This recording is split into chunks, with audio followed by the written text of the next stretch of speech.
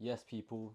Today we're going to go over supply and demand and liquidity and essentially how to trade it in the correct way because I see people often making the same mistakes over and over again. So I'm going to give you what I think is the best way to trade supply and demand and liquidity, and I'm going to give you 4 examples in which you can read price action in terms of how to execute. So without further ado, let's get into things. So I just want you to use this as proof essentially. I'm sticking to the 4 hours, and you can see this is example one, which I'm gonna obviously break down in more detail. But I have example one, example two, example three, and example four, all on GBP JPY. Okay, I just want you to see that these things happen over and over again. You haven't got a flick between pairs. These kind of price action patterns continue to print themselves over and over again. So I just want you to get a feel for what I'm talking about, and yeah, essentially give you the examples of how to identify supply and demand and liquidity. So let's get into example one. So if you trade supply and demand, you understand that we have this high, create a low, and then we get a pullback, push down, and we get another pullback. The mistake I see most people make, okay,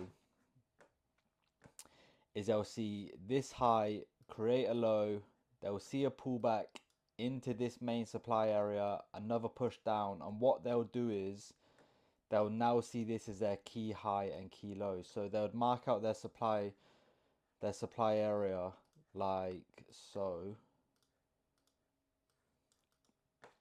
and they would have their sell limit underneath, for example, stop loss at the high, and they'll just be targeting a lower low going with the trend. But as you can see, they get stopped out, right? And the issue with this is because with this high that created this low, you see here it's all red candles. No liquidity was built up during this wave down. This therefore means when you're trading supply and demand, if there's no liquidity built up on the wave, the liquidity area it most likely finds is the high of the supply or demand area, which in this case is the supply area. So this is a common mistake I see people make, and I just want to show you how you can mitigate it with this example. So you have to understand that this was the original candle, right, that started the wave to the upside. So let me just mark out this supply. We understand here we had to tap into it, right? However, what do we now understand? Because this wave down created, we had no liquidity. It's just pure red candles. So we understand on this pullback, when price makes that pullback, it's most likely going to liquidate this high, okay? So we understand now, because we've got our correct supply zone, we have the liquidity which aligns with this supply. We understand that because there was no liquidity built in this area, this then becomes the high that will get liquidated, and we can then use it in a way where we set our sell limit on the top of that liquidity. This then becomes our protected high, and you can target a lower low following the trend, just for example there. And you can see this gives you a tremendous risk to reward. There we hit like an 11 to 1, because you understand, I see it so many times. People will have their protected high here, but they don't understand when no liquidity is built here, this then becomes normally most of the time the liquidated area. And when you combine liquidity with a supply and demand area, it's honestly like just a perfect setup. So that's example one and how to trade it. I hope that makes sense. Let's move on to example two. So this is kind of like the same principle, right? We have this high, create this low. Let me just remove the square, actually, it'll just make more sense. Sorry. So we have this high, create this low, and we understand that price should make a pullback and continue from the main supply area, which we can see it does. But the difference between this example and the first example is now we understand how to trade supply and demand correctly. We had the supply candle here, the liquidity area here, so we understand we can take short immediately from this liquidity high, having our protected high, the true real protected high, okay? This one is slightly different because we understand now that because on this wave down we had no liquidity, right? What does that mean? That either means price will come up, liquidate the high, and then shift to the downside, or we need to wait for liquidity to build, and we see we have that here. If I mark out the correct supply zone, which is this candle here, you can see here price makes an initial strong reaction down, right? And what I will see most traders do is they'll see this reaction down, they'll sell with their stop loss here, and they will target lower lows. And you can see here price then comes up, manipulates the liquidity, stays away from our protected high, and then moves to the downside. We have to understand liquidity must always be there when we're taking a trade, okay? We can't just take trades without any liquidity. So we understand with this example, price comes and taps, creates liquidity, squeeze down. We now understand we can take our entry from the liquidity high. We understand that this is our protected high, and then we can just target a lower low. And we can see, once we understand these principles, that liquidity must always be built in the market before it shifts to in the way that we want it to go. We can start printing money with ease, okay? Because our stop losses are always going to be in a more protected place. Our entries are always going to be in a more accurate place. So there's two examples, okay? This example is waiting for liquidity to build in the market. And the first one is we understand now that liquidity has to be there. We have our real supply zone, so we can just literally set a sell limit on the top with our protected high here.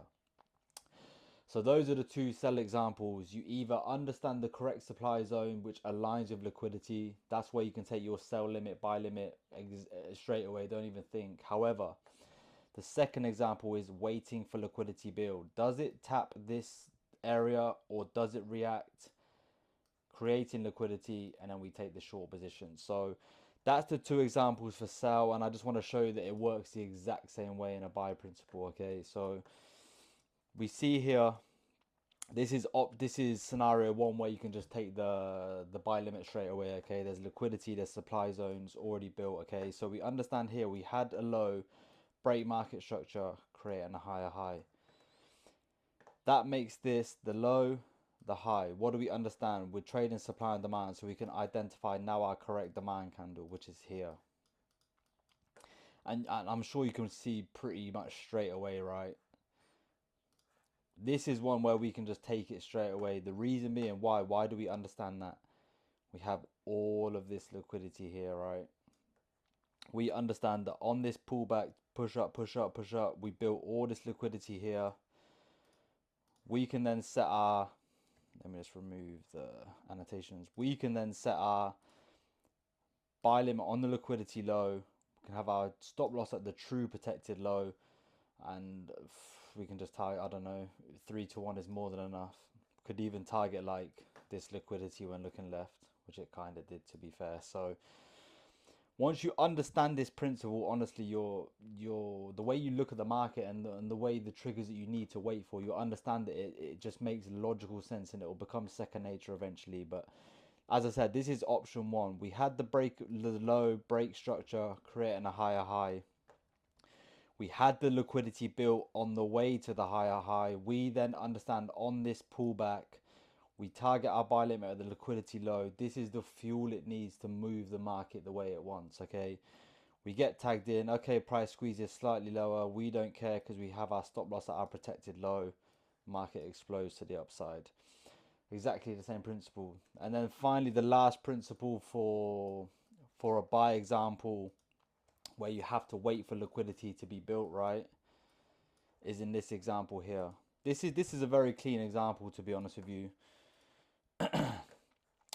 We had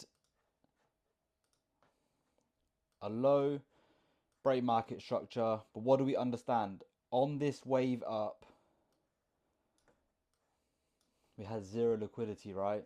Pure green candles. This means on this wave down, what is most likely to happen? It either liquidates this low, or we wait for liquidity to be built, okay? Which happens here, and then we get that kind of structure shift to continue up. So That's another beautiful example. Let me just mark out the correct demand candle, which is this candle here. Price taps into our demand.